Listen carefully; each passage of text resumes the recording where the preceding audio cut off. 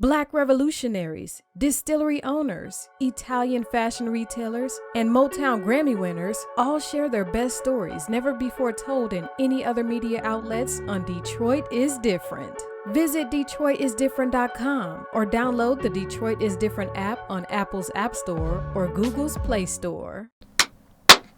Welcome back to the Detroit is Different podcast. And we are rolling in the spring, getting everything growing. And it's definitely still a lot more brilliant, intelligent, dynamic, beautiful black women to speak with, but just women in general. Because March, we stomping it out because we got to connect with that side of the pure creators on earth. And I have one that's definitely really kind of like in my field now. So in that world of helping amplify messages, you know, some people call it marketing. Some people call it branding. It could be labeled as communications. She definitely has that in the title of her business. But more so, it's really just giving you what you need to know about how to connect to an organization, a business, a person that's going to do something. And we're definitely going to talk in that journey is, y'all know I love that. But TeShayla Coates, how are you doing today? I am doing good. Thanks for having me. Oh, everything is cool. Everything is cool. And we up early in this morning, but everything gonna flow well because we got a good big day full of things. So we're gonna start this Detroit is Different story how we usually start Detroit is Difference. Okay. Your Detroit story and your people. How deep do you guys connect to the city of Detroit? What brought your people to Detroit? How did you all connect to Detroit? So how did TeShayla and the fam end up in Detroit? Yeah, so my family is initially from Memphis. And my grandparents moved here for job opportunities. Mm-hmm. And we never left. Okay. So, we've been here since. Okay. So Memphis 10, and it's a lot more of attention going around Memphis. And if you know, you should have been in Memphis and everything. What part of Memphis? What was the connection? Did you actually go down there as a child? What's the relationship? So you know what? It's very peculiar. So I have never been to Memphis in my life. My grandparents moved here, and I have no connection to anyone from there. And what's funny is both sides of my family are from Memphis. So my dad's side and my mom's side are both from Memphis. And I know no one. No, I don't hear any stories about people from there. And they have full families that are there. Okay. So yeah, very different. It's so here is my Detroit family. We created our own, Detroit family essentially. Okay, so grandparents, when they got here, what side of town? Where did they reside? Where did they find their center? So east side. Yeah, east side of Detroit over by the city airport. Okay. All right. Now, this is like a me and you thing. If you're not from Detroit, everybody on the east side say they never live near the airport. It's just one of those things because it's just an airport. It's like, okay, I live near the airport. And it's like, okay, you're like near Randazzo's. And then it's like, I live near the airport. And it's like, you basically down the street from downtown. So what streets, what sections, what will we say? Okay, that's, what part? Yep. So I would say 6 Mile Gunston. Okay. Kenmore Street. Okay. So that definitely is one of those communities that, when I think about it still had a strong black business commerce when I think of the 90s and certain things growing up in remembrance for me and everything. What was the neighborhood like? Do you remember there as a child? It was a good neighborhood. I mean, the houses were very well equipped. It was a good community. We knew, my grandparents' neighbors. We would go hang out at their houses. It was a nice community. Okay. All right. And with it, what did your, I guess that's one side in being there, did you and your family, I guess mom, parents, decide to stay in that neighborhood, or was that just kind of where your grandparents stayed? Nope. So that's where my grandparents stayed. So I was born in Detroit as well. And I was born in St. John over on the east side still. Okay. And when I was 3, so we were living in Chandler Park. When I was 3, we literally were right on Chandler Park Drive. So when I was 3, we moved to Pontiac, thinking that Pontiac was this better life. As opposed to Detroit, and quickly realized that it was the same as Detroit. So then we moved again to Auburn Hills, and that's where I went to high school, was in Auburn Hills. And then as soon as I graduated, I moved back to Detroit. Okay. All right. So Pontiac, if people don't know, that's where the Silver Dome was for years, where the Lions played. But it also is another one of those blue collar cities. It's not for my people from Yacktown, like definitely Uncle P and so many others. It's like I always say, it's like Detroit is at one pace. Flint is like definitely like a little bit more down home. Pontiac's like a little bit of a mix, I think, between Detroit and Flint a little bit to me. But that's a me opinion. You know what I'm saying? So I can't believe that you actually got me to admit that I ever lived there on the interview. So to me, Pontiac is a mini Detroit, but it's a little country. Yeah. Like a little countryness to it. And people from Pontiac will never admit that or say it, but they're a little country. It's like a little slower, a little country, but it's still it's still very similar to Detroit. Yes. So Detroiters, when you go to New York and the way your friends talk about you there, Detroiters kind of look at Pontiac like, what is this? What is this? I'm just messing with you. No, you right. We love it. We love it there, because especially like when Arts Beats and Eats was there, which I think it still should be there. It was like, it's other like cultural things. And you said Auburn Hills, which is definitely like a suburb of Pontiac, where the Pistons used to play, the Palace and everything. What was that like, being out that way, going through the school system there? Yeah, so it was different. It definitely was different from Pontiac and different from Detroit. It was multicultural. In Pontiac, it was predominantly Black people. In Detroit, predominantly Black people. So in Auburn Hills, it definitely still was Black people. But I say my school was maybe like 30% Black. And then there were, like a small Indian population, of course, Caucasian. So it was a mixture. Okay. So. Okay, and what do you think of like that high school experience when you think of like your cousins and your relatives that were in Detroit?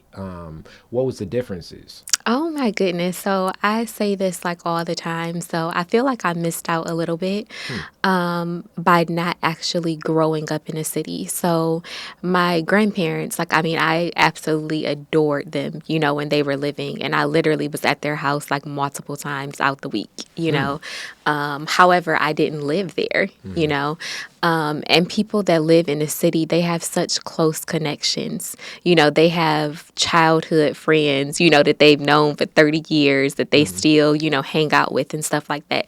And it's not like that in the suburbs. Like people pretty much, your neighbors keep to themselves. You may get a wave or a hello from people, but it's so different. It doesn't have that community, that Detroit has. Okay, so let's speak a little bit about that. What do you think community adds to a child when they're growing up in those fundamental years? Yeah, I think it adds a lot. So one, it shows you how to communicate, and be able to, be exposed to different personalities and different people, and how to like navigate that, because in the world, you're going to be exposed to, a lot of different personalities, a lot of different people. You need to be able to navigate, the different personalities, of people. Definitely, I feel like it's loyalty. Like a lot of people that I do know that grew up, in the city, even like my father. So he has friends literally from elementary school, and they come over to the house and I talk with them and everything. And these are all my uncles, and it's like, you guys have been friends for this long, and it's like just thinking, people evolve over time. I'm not the same person I was in elementary school. I'm not the same person I was in high school, or middle school. So people evolve. So it's a sense of loyalty there. Even though I've evolved, it's the loyalty of like, yeah, we gonna always rock together because you was my day one, That's what's up. And I completely, like, in this journey of you opening up, I just kind of skipped over mom and dad. What did they end up doing? What was their life journey in this path as getting to Auburn Hills and, looking for new opportunities for the family, for you, for themselves? Yeah, so like I said, we moved to Pontiac because we thought that it was going to be a better life. And then we moved from Pontiac to Auburn Hills, thinking the same. And it was better than, I guess it's about perspective, but it was better as far as like, crime and, things like that. But yeah, my stepfather was a probation officer. And my mother was a court clerk. Oh, So okay. they both worked like in the court system. He was at 36 District Court for like, Wow. I don't know, 30 plus Time years. out. I'm already gonna say I want to interview her father because I'm sure he has all types of stories. Oh my goodness, yes, you're gonna have to like turn the lights off on him, okay? Because he has all types of stories Yes. for Okay. sure. Okay. And in that journey, like being connected to people working in systems like that, like governmental justice systems, um, did that?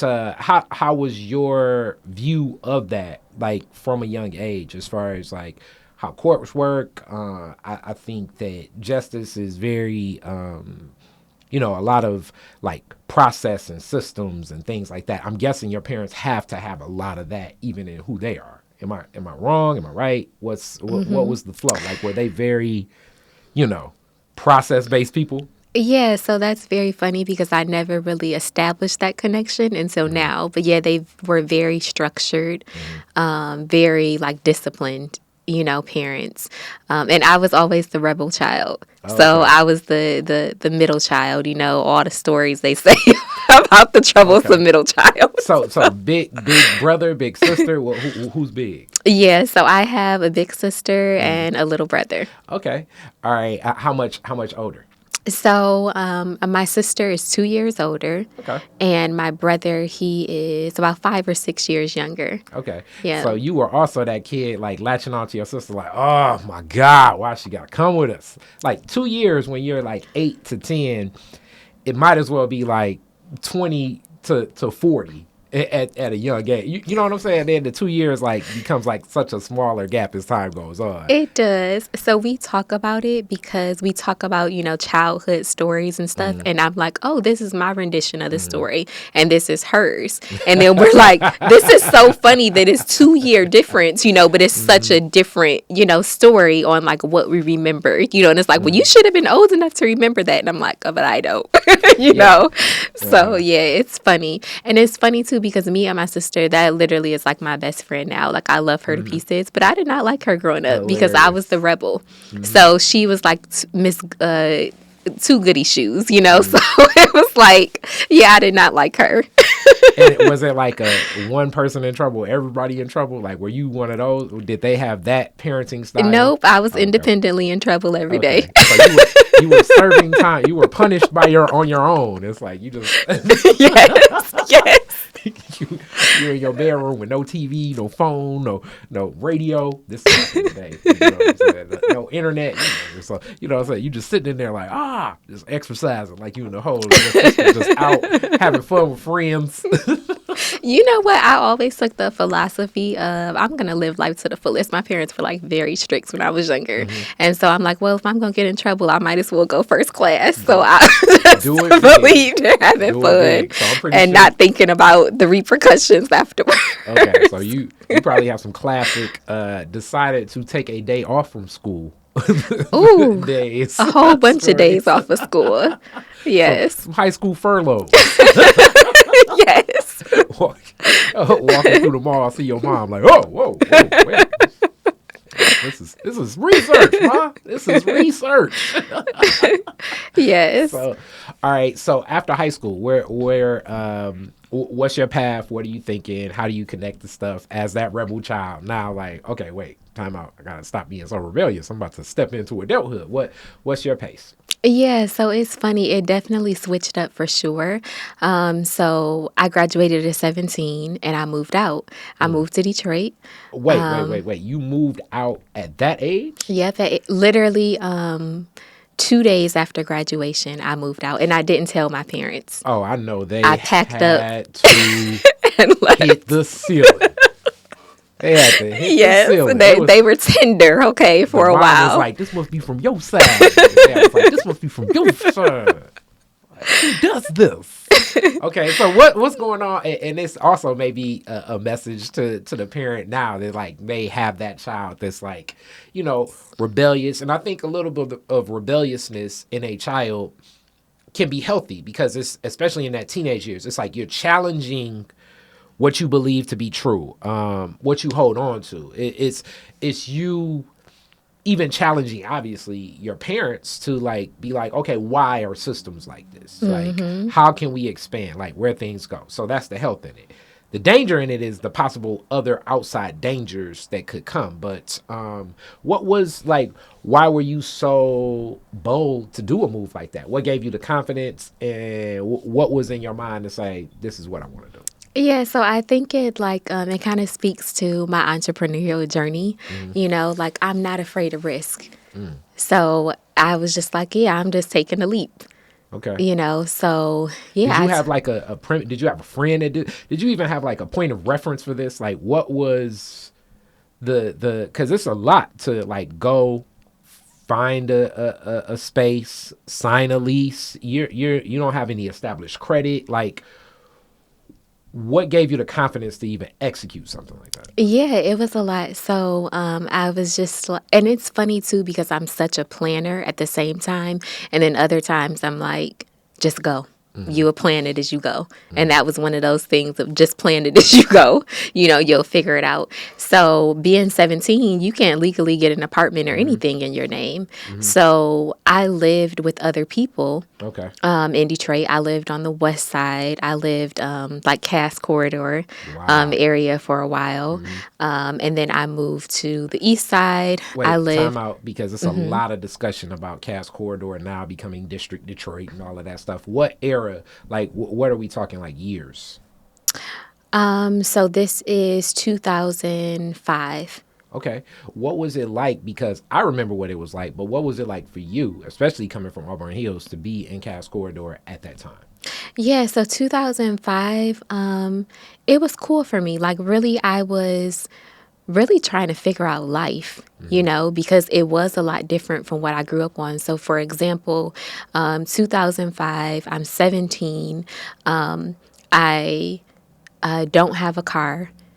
I'm navigating the bus system for the first time in my life. So it was like, it taught me a lot, though. So this like is before the bus app too. So oh, they how have did an app you? now. Okay, I didn't even know they had an Yeah. app. The app it's not that bad. Shout out D Dot. Like where you can track the bus coming. Wow. So it makes it a little bit better, especially like for somebody like me. Though I got the car, I have a car, obviously, but sometimes I'll jump ship, take the freight. You can follow and track. So somebody like me, where the Finkel bus runs right on my corner at 12th Street, I can like kind of time it out where it's like, all right, let me just go on and get ready to walk. It's coming in about 3 minutes and get to the stop.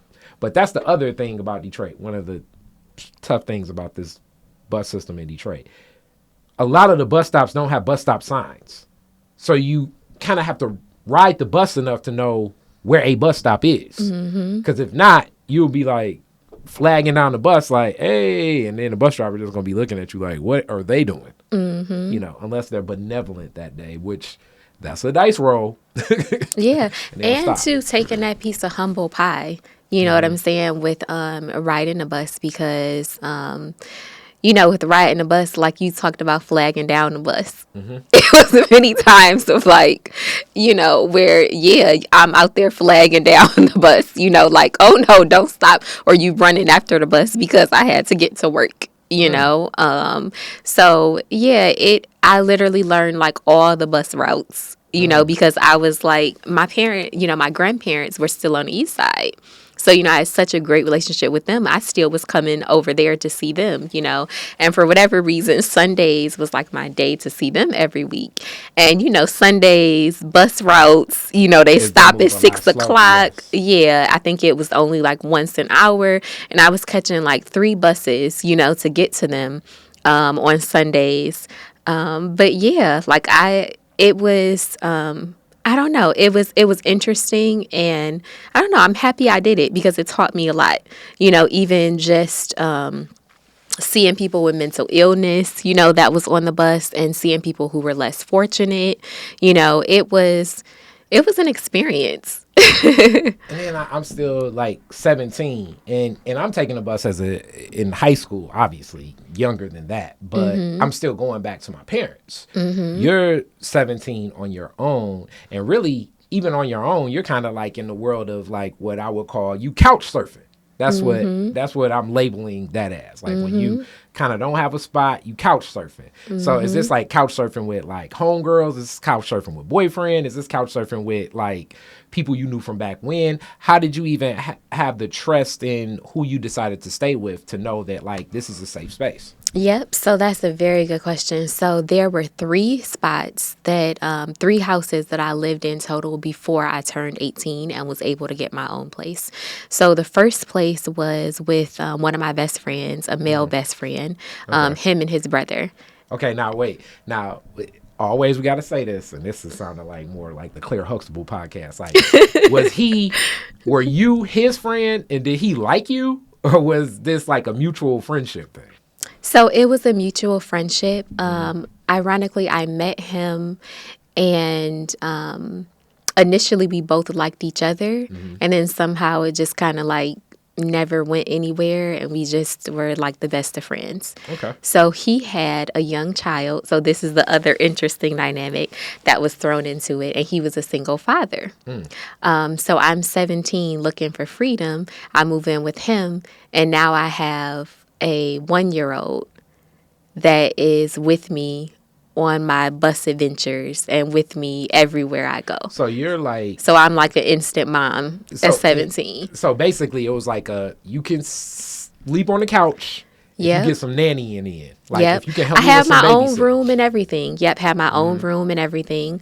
How old is he? What did he do? Like how stable were their living conditions in this? And I mean, I know you were just happy to have that independence, but like what type of quality of life is this that they even have?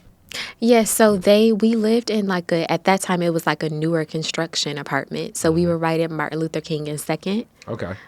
So we were right over there in that, area of like Cass Corridor, like right across from the projects. But our apartments were like newer. Okay. It was an apartment. So it was newer construction. It was nice, a nice apartment. No one in the house had a car. So he was, at the time, my friend, he was, what was he doing? He was medical transportation. And so he would be up at like 6 o'clock in the morning and wouldn't be back until maybe like 7 o'clock in the afternoon. So the whole day I'm there, with the baby. But me, I like that freedom. So it was like, oh, we about to get out and we about to go to Belle Isle, or we about to do this and do that and figure out how to get there, So. Wow. And in this, he actually had custody of the child too. Yes. Yep. And that's unique too. Like being how old was he? He was 1 at the time. How old was the father? 26. Okay, so he was a little older, so he had a little bit more life experience. I got you. Yep. So with this, now, this is the other, sound like a Claire Huxtable podcast. Man with female roommate, especially at a younger age, that becomes a big snafu. And this is like 2 men, because you said it's him and his brother. And his brother is like a year older than me.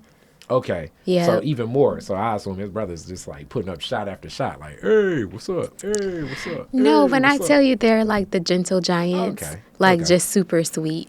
Okay. Yeah.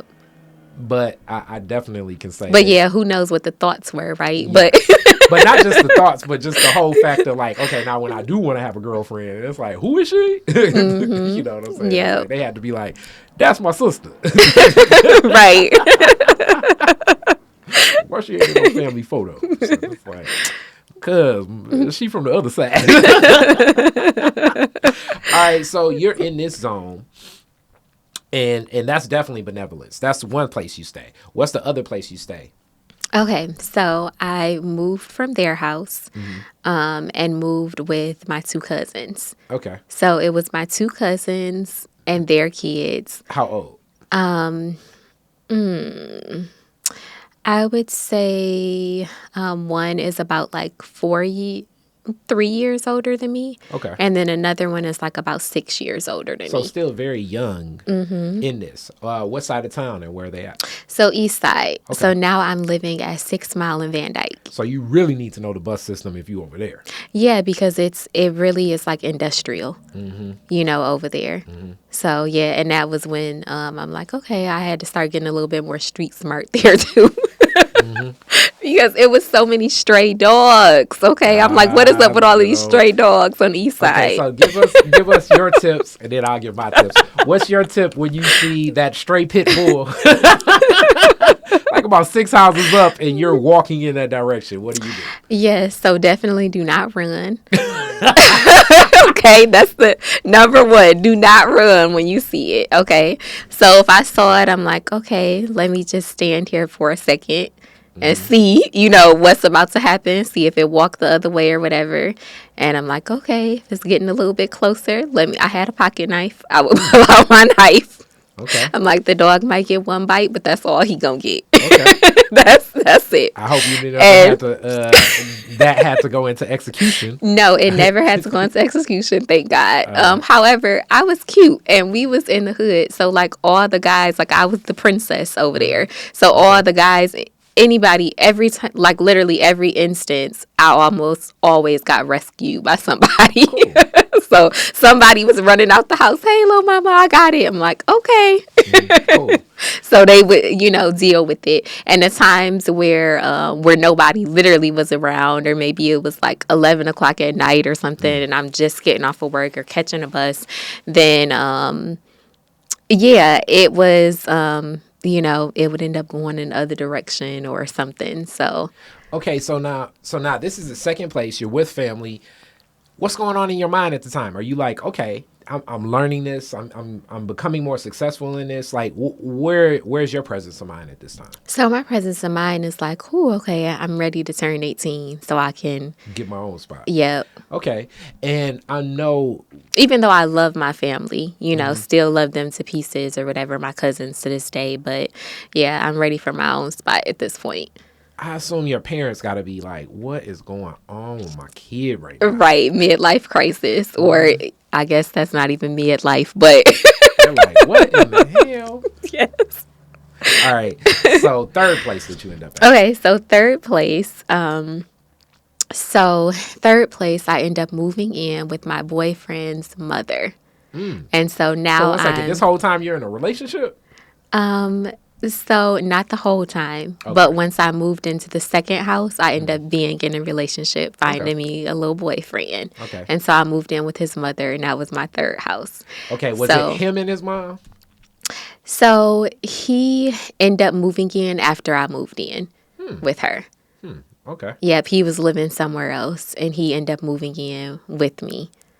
Yep. So you basically went through like so many iterations of life. You went from roommate with a kid to living with roommate. You ended up roommate and nanny. You ended up living with family. Then you ended up shacking up. Right. You checked all the boxes. Yes. Of a lot of life situations. Like, and then when we put that in a year, you also were child and parents home. So you were like, bam, bam, bam, bam, all within like packed into pre-18. Yes. What was that like? As it's funny, I was just talking to my homeboy's niece about, and she's 19, and she was like, yeah, get my own place and dating and all of that stuff, and I was like, yeah, I remember those young relationships. It was a lot of passion fights, a lot of passion, like just like a lot of back and forth, just because finding ourselves, finding our own way. What was that experience like for you? So dating at that age? I'm just saying being there with him and his mama, because I know that's taking on a lot of adult responsibilities to be so young. What was the experience like for you? Yeah, so it was interesting. It taught me a lot. And honestly, I feel like I've carried that relationship with me even until like this day. And so the reason I carried it with me is because I absolutely adored his mom, but it Okay. wasn't the ideal relationship. But I needed him because I knew I wasn't going back to live with my cousins or going back to living with my friend. And so I'm like, it taught me a sense of being independent and having your own as a woman and not depending on, a man. So yeah, I definitely, it put some, some fire under my butt to get my own place, which was Okay. the next, transition. Where are you working at the time? What else, like, as far as that? And are you even thinking about school? Yeah, so I'm not even thinking about school at this point. I am literally thinking about survival. you know, what am I going to eat? How am I going to stack enough money to have a security deposit? That's my mind frame, is survival at that point. And school came later. I don't think I started school until I was like 19, maybe. I was working at that time, I was working at Old Navy.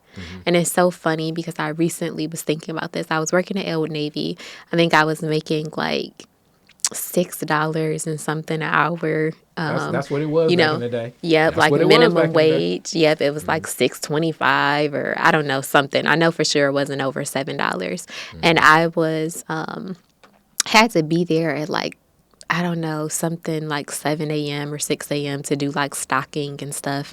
And then I would like work the registers. And it's funny because it doesn't even exist. So it was the one at the Ferndale, Old I Navy guess. outlet. Yep. Yeah. On Woodward and 9 Mile. So I was coming there, all these different locations, that I was the east side, the west side, back to the west side. Yep. So catching a bus and doing what I had to do to get to work. Yeah, that's okay. That location now is the Rust Belt, and that's like I don't even know what they call those stores now. Like where it's like Mercantile is like that. They have like a lot of odd furniture items and stuff like that. But for the longest time, it was Old Navy. So you're there, you're in this space. Your friends, like your friends from high school, and just are you still staying connected to them, or do you just kind of like create a whole new social circle? How are you connecting? Because especially at that age, friendship does mean a lot. Yeah, so I had some really good friends, but at this time, like my focus is like myself, like me trying to like figure life out, and like I said, figuring out, survival, right? So my friends really became the people that I worked with. Huh. So I had like two friends that I was really close with I worked at Old Navy, and I, occasionally still talk to them to this day, every once in a while, but we keep in contact through Facebook and stuff. I still do have friends from high school, but at this point in my life or phase, like we're definitely not talking regularly. And what do you think about that for like for in your journey? It's definitely, I'm guessing, has shaped so much of every path you've gone down. But in this same space now, and we haven't even gotten to that, you're a mom. What would you think of your child being in a position like that, trying to figure out everything at 17? Oh man, so I definitely wouldn't want that for my child.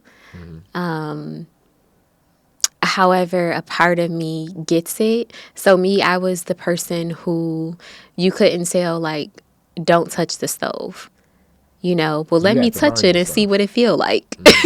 Like, so I get it. Like some of us need to be like that hands-on learner. You know what I'm saying? Which may mean that we like bump our heads or go through things that we shouldn't have to. So like no parent would want that for their child.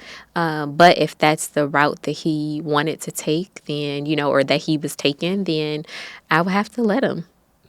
And my job as a parent is just to like pray, that like, that he's okay, during this and he, comes out on top afterwards. Okay. So So in this, and I'm gonna like fast forward some now. What leads you into entrepreneurship and finding your way? When did you say, okay, I would like to start a business, and this is what I want to do? Because you go from a position in what most would consider like a well-to-do middle class home. You leave that position and say, you know what, I want to start my own way. I want to be on my own, and I want to find my own path. You move into that space. Where in this does it become, okay, instead of like, just getting the ducks in a row, you get to apartment. I'm assuming you definitely get to a better job or a raise and all of that stuff. But where do you hit a pivot and say, you know what, I want to be a business owner and take more risk? Yeah, so before that, getting to that point, it was me going to college. Okay. And I'm like, okay, I need to go to college. Like, I can't keep living, I literally was like robbing Peter to pay Paul. Now, you also are kind of in a predicament that I think I was in, because I started my college journey a little bit later. But due to the fast food system, they're still looking usually up until a child is like 25 to account for your parents' income to determine what availability you even have for fast food money. And that Yep. could even be student loan money. Yep. So you may not even be able to be lent because the government looks at it like your parents should pay this bill. Absolutely. You have such a different situation, and many students do, where now you have this broken relationship with your parents. Right. I'm estranged from my parents at this point. I decide that, I need to make a change because I'm like, okay, this $6 is not getting it. I got rent to pay now, And then I did get another job. That was when I kind of got introduced to the restaurant industry. And that was like my best friend for like a long time. Where were you at? So I started off at 16 in the restaurant industry. I was a hostess, but I didn't actually start waitressing and things until Olive Garden. Okay. So yep, I started off at Applebee's initially 16. Yep. Okay, so in this path of getting back to school, it's a lot of buckets. So obviously, like a full reconciliation, I'm guessing, with your parents needed to have happened. But how did you go about that? How did you go about getting the money to get in school? So yeah, I've always been a person to figure it out. No matter what the challenge is, what the obstacle it is, I'm a problem solver. Like, I'm going to figure it out. So I go to college and I was like, what in the world? Like, I'm not getting any assistance, like because of my parents' income. But I'm like, we don't even have a relationship, like we're estranged at this point. But it didn't matter, so I had to take out loans and actually pay, the difference out of pocket, which meant that I would go to school for a semester and then I would have a balance, so I couldn't go back the next semester. So then I would work, pay off my balance, and then go back to school. So I literally did that like the first 3 years of college. Okay, now in the world of figuring it out, I'm gonna just be on the opposite side. I don't know, be the opposite advocate. Let's not honor Lucifer. One can say in figuring it out, reconciling with your parents is an option. But at this point, you obviously have dug your heels in. Oh, well, so you know what? I definitely still reconcile with them. Okay. With both. I reconciled with my father and I reconciled with, my mother and stepfather. But there still was no assistance from them in regards to education. So I still was on my own. I can see that. How did you go about that process in reconciliation? And were you the person to take the initiative, or did they, like, was it one of those things where you happened to be at grandparents' house on a Sunday and then the grandparent was like, look, I'm sick of this. Y'all talk to each other. Like, so pretty much, yeah. So my grandfather ended up getting sick and he was on his deathbed and he wanted me to reconcile with my father. Like I hadn't talked with him. In my eyes, I'm like, oh, yeah, I have no interest whatsoever in having a relationship with him. I felt some type of way because he wasn't really there, as a child. he was there financially if I needed something, like he would cash me out for Christmas. But as far as his presence, like it was many opportunities or many days of, oh yeah, I'm coming to pick you up. And like he just wouldn't show up. He wouldn't communicate, things like that. So I felt some type of way. So once I moved, I cut him off as well, even though I wasn't in the household with him. I was in my mother's household. So he was really like the first person that I reconciled with. My grandfather was on his deathbed and he's like, you need to fix things. What if he dies or something happens to him? And I'm like, no, I don't care. And he's like, well, do it for me then. And, my grandfather was like, my father, my grandparents, like I truly love them. And so I'm like, okay, I'm going to do it for you. So he called him up. And he's like, yeah, your daughter is out here, like, catching a bus, to come and see me. And she's catching a bus trying to get to work and trying to survive. Like, you need to buy her a car. That's going to be your peace offering to her. And then take the relationship from there. So that's what happened. Wow. He bought me a car. And that was like the peace offering that rekindled or restarted our relationship again. That's deep. Yeah. And I like that you share that story because, like, in impasses, especially during that growth, I think of a maturation of child to adult. In that teenage years, you're challenging the authority of parents, saying that it has to be a better way of life. Mm-hmm. Without having an understanding that, like, in a lot of ways, our parents are still kind of like those children, just with more experience in life. Mm-hmm. But when you're 15, 16, 17, 18, 19, 20, 21, maybe even up to 25, you're not understanding that they're still processing kind of like we're still processing. Mm-hmm. Absolutely. So that same... And obviously, if they're from us, they are us, too. So if we can be as stubborn and dig in our heels, then chances are the apple and tree aren't, you know what I'm saying, far from each other. But I do think your grandfather's insight is correct because I've seen people lose close loved ones without reconciling over sometimes it may be a heavy situation. Mm-hmm. But to carry that on in a person's honor can be devastating because it's people I know that are still torn up, over the loss of a very close loved one. And for your mother and stepfather, how did that happen? Like, was it like, okay, now that you reconciled, it's like, okay, now I can extend this olive branch? Yeah, so to be honest, I really don't remember exactly how the reconciliation happened with my mother and stepfather. However, I remember one distinctive memory. And so remember I, said that I had a boyfriend, and this is when I'm living with my cousins. And so I remember my stepfather coming to visit me at my cousin's house, and we had a bungalow, and I stayed upstairs. And I remember me literally fist fighting, like fighting with my abusive boyfriend at the time. And my stepfather coming up the stairs, like no knock, no nothing. So by the time he gets upstairs, like, you're scuffling, but it's like you're trying to hurry up and, sit down or whatever. And I'm like out of breath. He's out of breath, and I'm like, oh my goodness, what is he thinking? Like just happened. Is he thinking like, we just had sex and I'm trying to hurry up and put my clothes on or like, and I just remember, that. But yeah, my mom, she never like came to see me or never really, tried to see me. But I definitely remember him, intentionally like coming to see me, like, let me see your face. Let me make sure, you're good. So I think that might have been what had opened up the door, but I'm not really 100% sure. But I think that might have been what had opened up the door for me to start like calling them and talking, to them and like checking in on them. And then it's also... And first off, God bless that situation and prayers up that you're moving forward because that dynamic and is very present.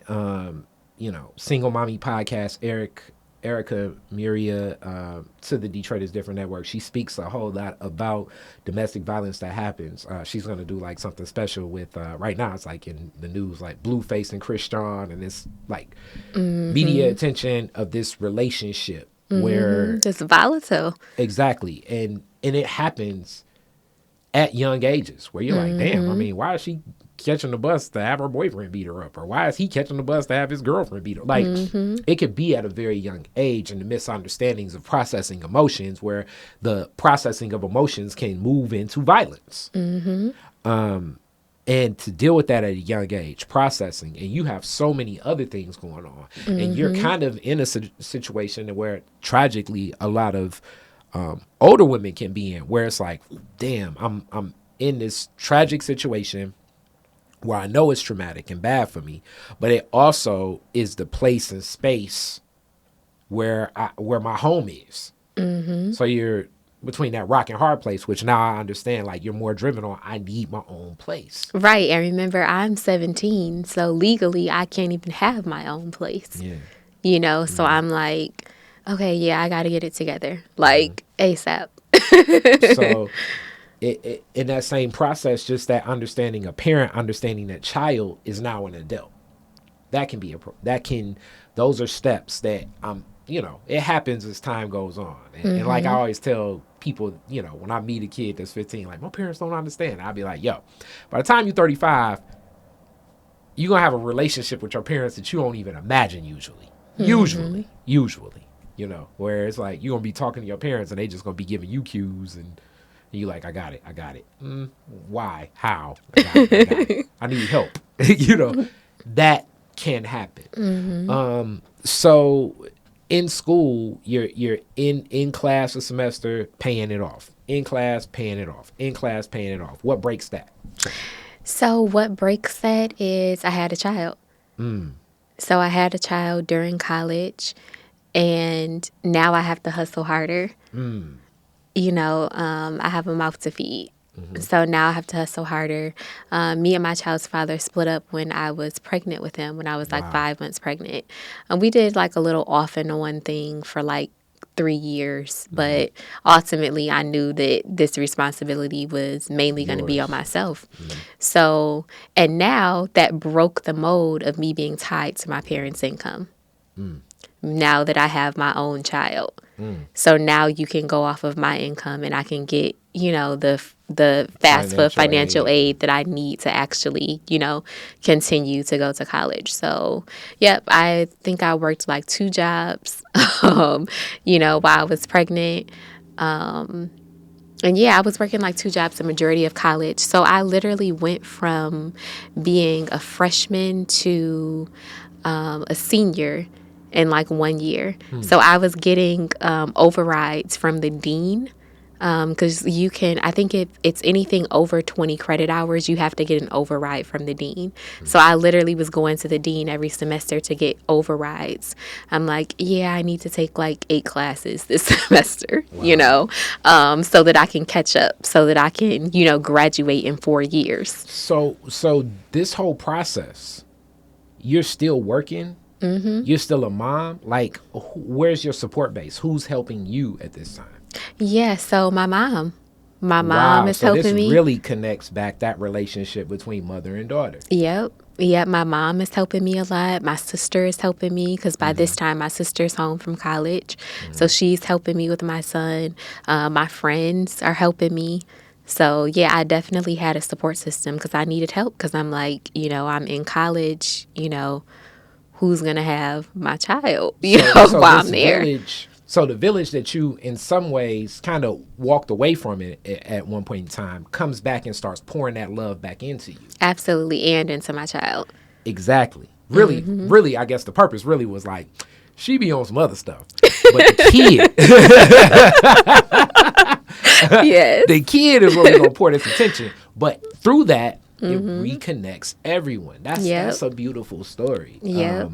And in that, where are you at now, looking at like, wow, I was pushing back from this village for so long, and now what's, how are you feeling seeing them pour all this love into you and your child? Like, what's your perspective? Are you still as starkingly independent and I want to do it on my own? Or like, how did the dynamics of the relationship change?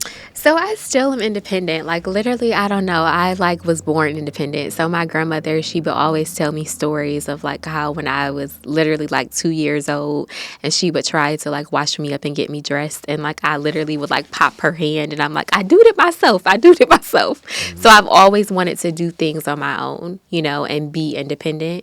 But however, I'm very appreciative of the support that they're providing because it's like as a single mom, literally every single decision you make is around your child. Well, how does this affect my child?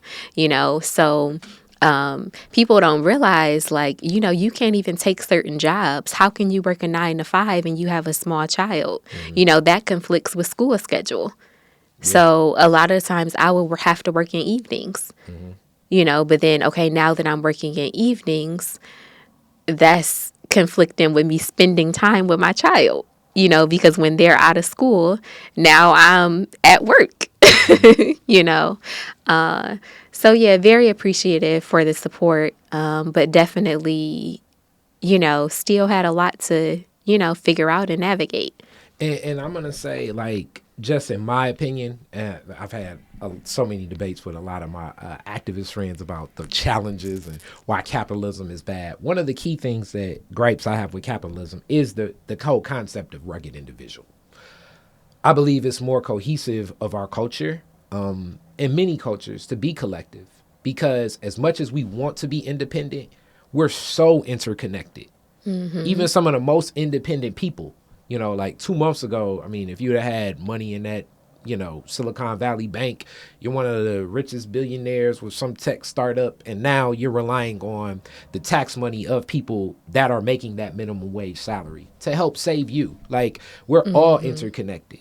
The more we act as though we're independent, is so many other people that will, I think, allow the access for you to walk through doors on your own, whether that is, with that child, with the gardening system. I mean, farming has definitely enlightened me more so to like so many things in the luxuries we have just being in America. We're so used to just walking in the store, being able to buy food like instantaneously. You know what I'm saying? But it's processes and steps and so many people involved in these things. But we're such a collective in it, though I do believe that it does take the boldness of some to walk in that door where many may not walk, but it still takes a relationship of trust to the collective to say, we're trusting you to take us to a level we have not gone yet. And that mutual respect. So hearing that story is like a lot of love poured in after, I'm sure your parents now have a lot more respect for like, okay, she's going to figure out some systems and I got to respect her gangster for it, or respect the game. Let's put it like that. Yep.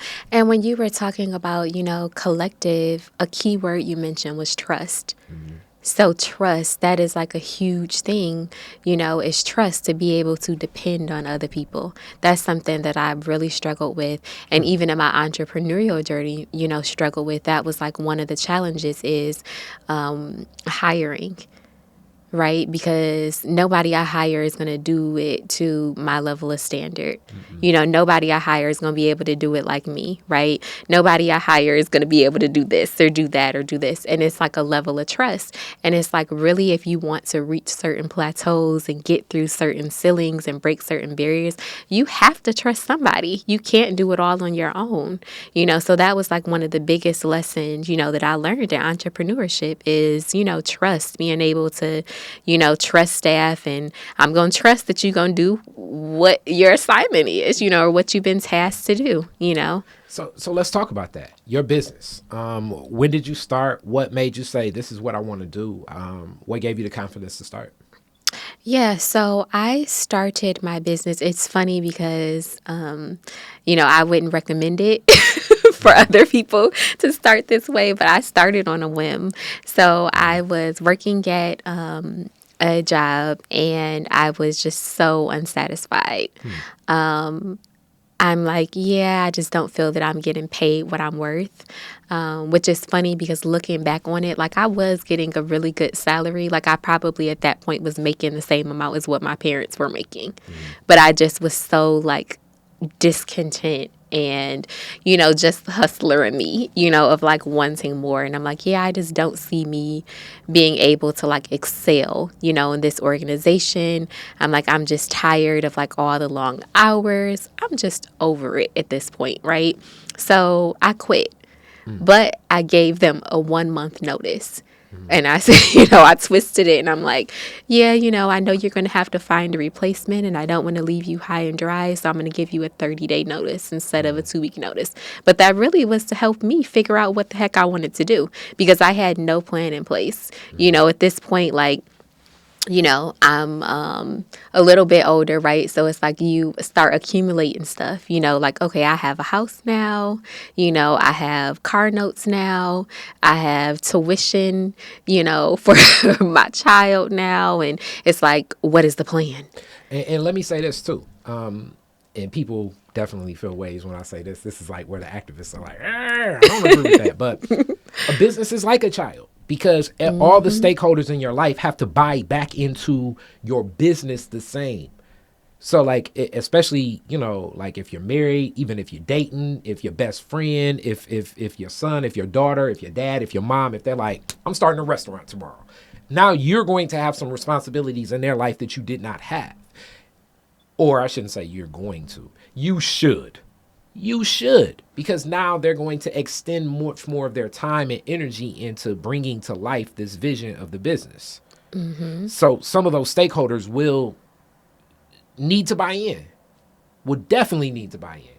And trust is a big thing of that. So 30 days, what you gonna do?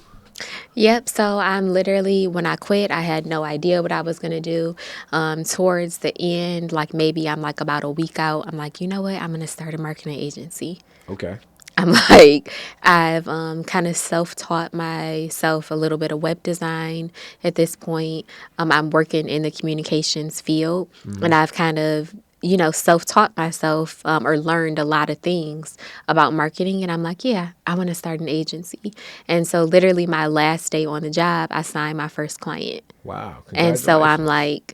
like, okay, this is, this is it, no looking back. Who were your like coaches to learn process? Like I often tell people, I mean, me and entrepreneurship is different than most because my dad's a CPA, my granddad ran a nightclub.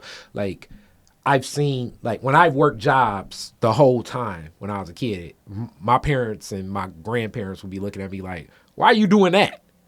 The opposite of what most people did. So coming from parents that work, I'm guessing grandparents that work, who did you even learn the world of like, making a pitch, negotiation, letter of engagement, having attorneys, budgeting thing. Like, how did you learn the business process? Who were your So mentors in that? honestly, I learned it on my own. Yeah, I learned it through experience, not necessarily through a person. If there was something that I didn't know how to do, like I'm going to Google it. You know what I'm saying? I'm going to figure it out. So, for example, I got my second client about a month later. Okay. And I'm like, okay, I know I have to do a scope of work, but I don't even really know what that means. Like I'm like, I don't even know how to really prepare a scope of work. I know what I need to do for them, and the price that I want to charge them, but how do I put together this proposal? Okay, well, let me Google, and figure this out. Like YouTube definitely was there, but it wasn't as popular now. Now YouTube is like, a big thing, right? But I'm like, okay, let me go and try and find some samples, that I can download or, things to educate myself, on how to put this proposal together, so yeah, just me really just searching, and being hungry. So since that leap you took with that 30 days, have you ever looked back did you jump back in the job market? Have you just been out as with your agency since then, full-time independent? What has been that journey as well? Yeah, that's a good question. So I took a leap back in 2000. Okay, so 2015 is when I started the agency. When I quit my job, I'm like, I'm Congratulations. done. 2017, I'm like, okay, I have some consistent clients, but nobody is paying on time. Yeah. I'm like, this person, pays 3 months after the fact, after you done sent an invoice. This person, they pay, maybe every 2 months or so. And I'm like, okay, I got tuition to pay. I got card notes. I have all of this. And it was just like stress, and I'm like, okay, Lord, like, what do I do? So I end up taking a job. I was the head of marketing for this manufacturing company. Okay. And I stayed there for about a year and a half. And then I just became like really uncontent. I mean, and it's funny because literally this was like my dream job. Like I was the head of marketing and I'm literally traveling the world. Like I'm going to Germany, I'm going to Austria, and I'm going to all these different places. And, it was amazing. And then like literally one day I just woke up and it was just like this deep, like unsettling feeling in my spirit of like, oh my goodness, like I just cannot take this another day. Like I am just like so antsy. I don't know what's wrong, but I just cannot do this. So I remember praying about it. And I'm like, okay, Lord, like I know you told me to take this job, over a year ago. And like, did I miss it? Did I not hear from you right? Like what's going on? Because I know like I'm not supposed to be here right now. And he's like, who told you to stay that long? And so I'm like, okay. So I quit.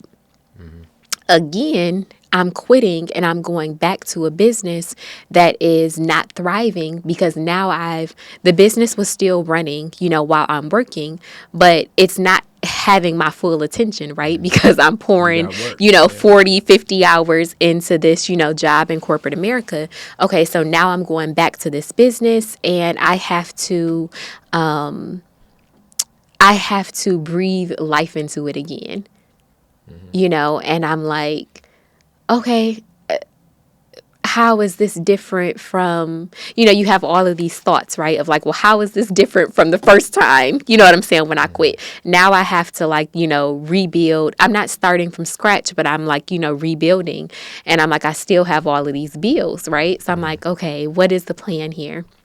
So I pray about it and I'm like, Lord, I want for the company that I'm working at to offer me a contract. Yeah. So, and I'm like, they have to approach me. I don't want to approach them because I don't want them to think like my heart or my intentions are off. Like, oh, I'm quitting. I know I'm leaving y'all in a bad spot, but here's my agency, we're going to charge you X amount. So I'm like, but I want them to approach me. And literally like about the last week on the job, the president of the company approached me and I got a contract with them. Congratulations. That first contract, I don't know. I probably end up getting like maybe like 80,000 or something, with them. And it was a short period of time. It was like a 90-day, thing or something. We were doing like some catalog development for them, but it was exactly what I needed to push me to have that little, cushion, right? You know what I'm saying? Of like, and not have that fear of like, okay, well, what am I going back to exactly? So it was that cushion for me to be able to like really build my business. And let me say this, as I often tell people, like I'm always thinking like that, but I grew in that space, meaning like I can flip this job into to being an independent contractor, a solopreneur, as we call it. That's one of them terms that they got out there that I push. And and in this space, it definitely takes boldness. It takes understanding. It takes confidence. But it's also fear. Like it's a lifelong thing. And when I talk to a lot of other solopreneurs, especially that don't have the asset of like the parents and stuff like I have, I tell them patience. Patience is key in this game. Because you may plant a seed, meaning I may meet somebody in 2023, but we may not do business together to 2033.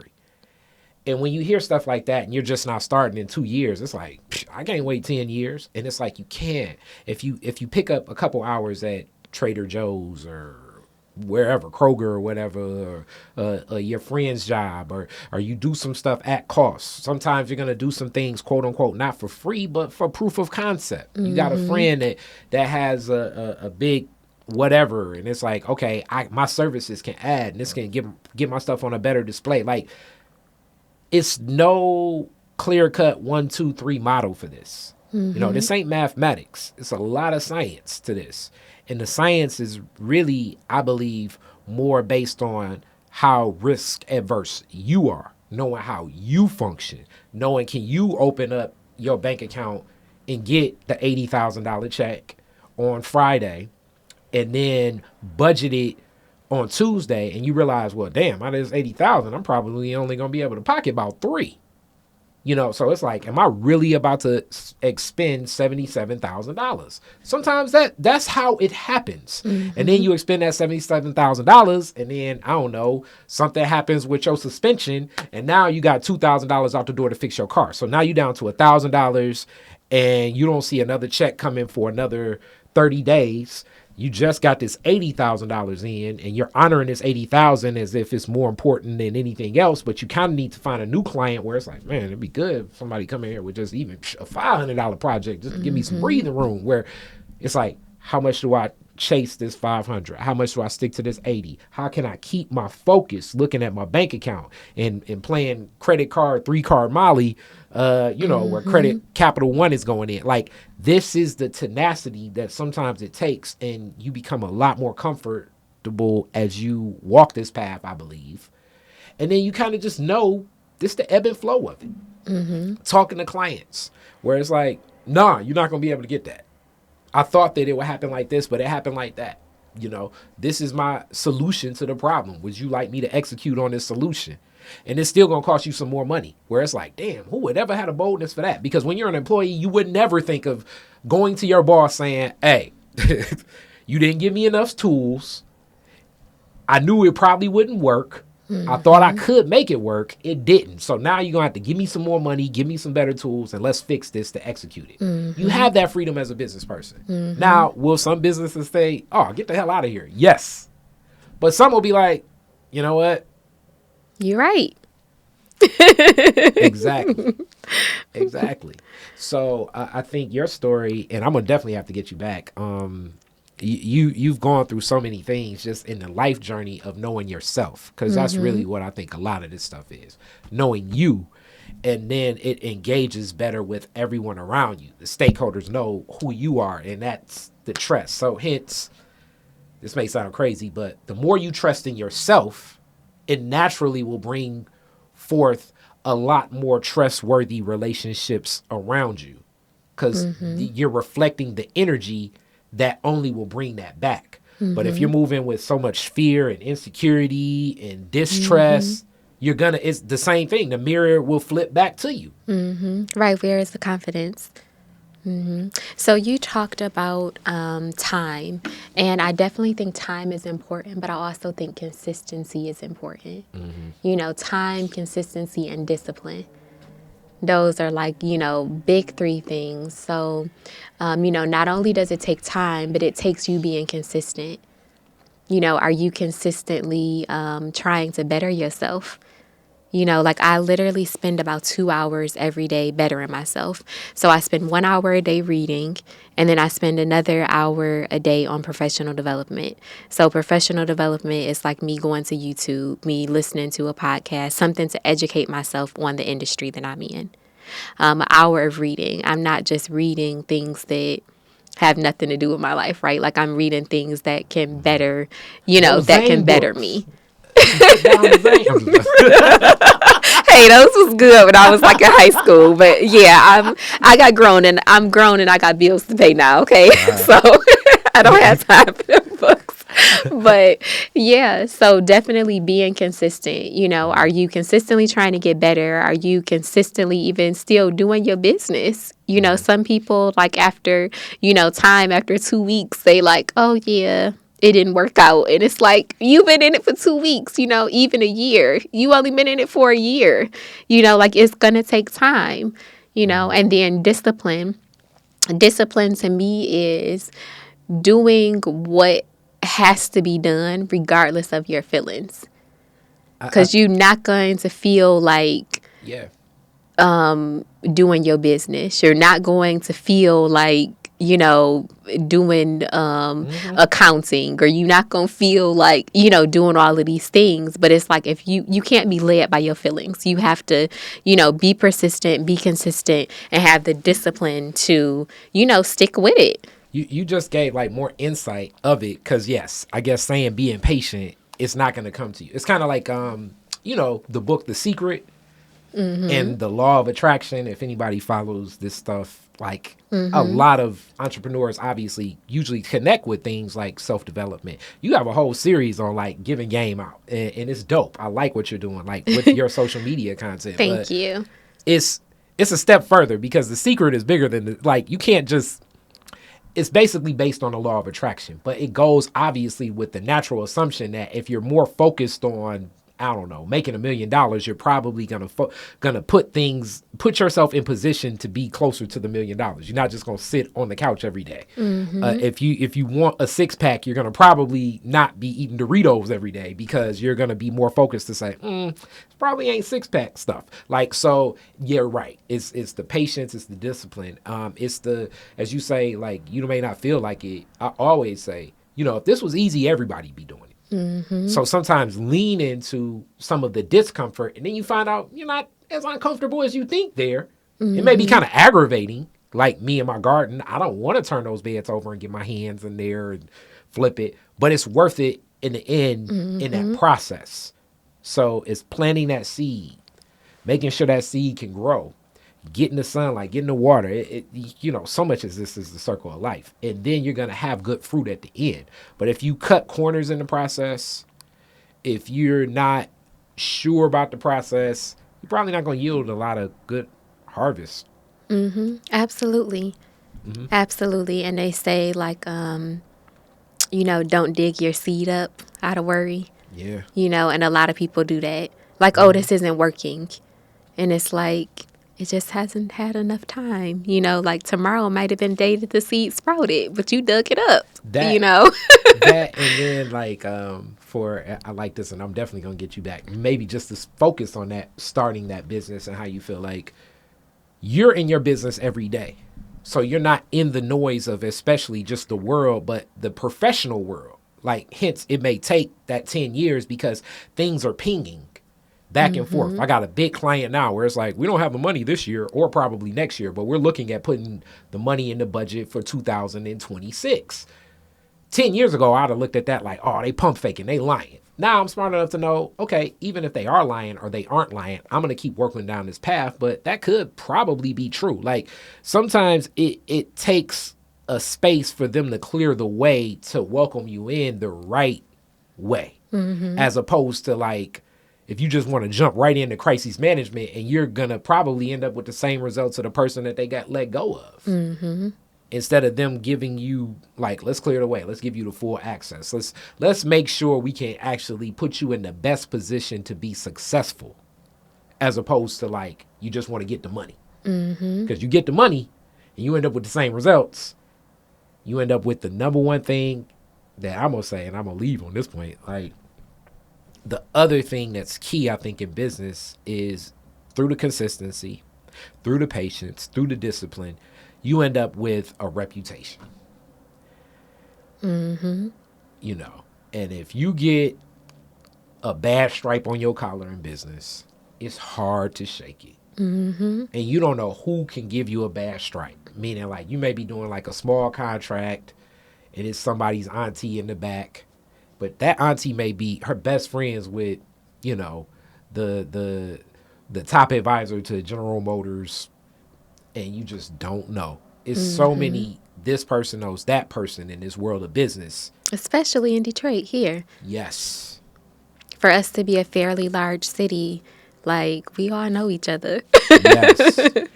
Yes. And if you end up with something bad on your collar, it's not like you can't function, but it just makes it so much tougher to do business. And nothing's better than, hey, you ever heard of this person? And then they'd be like, oh yeah, Shayla, she get down. Like, I would, make sure you got enough money. Make sure you got enough money.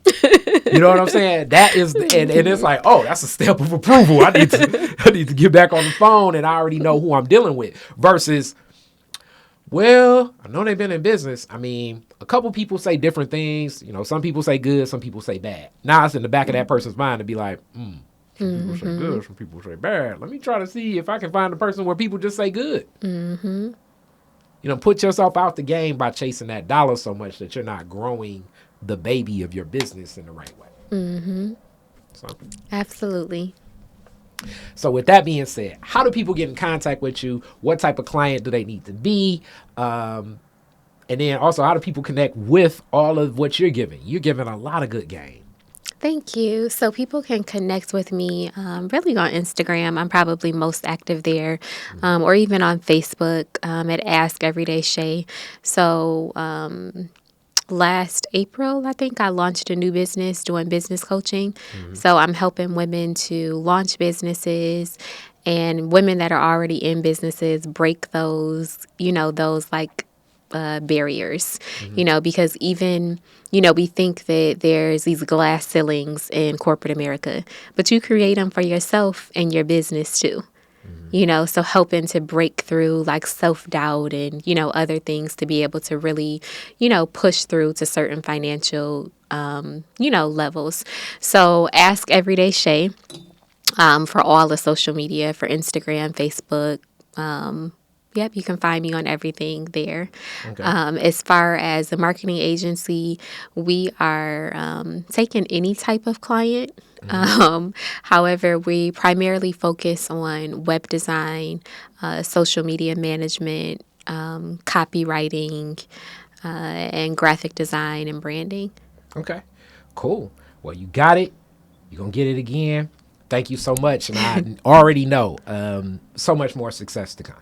Thank you. Thank you. I appreciate it. All right. Peace. Black revolutionaries, distillery owners, Italian fashion retailers, and Motown Grammy winners all share their best stories never before told in any other media outlets on Detroit is Different. Visit DetroitisDifferent.com or download the Detroit is Different app on Apple's App Store or Google's Play Store.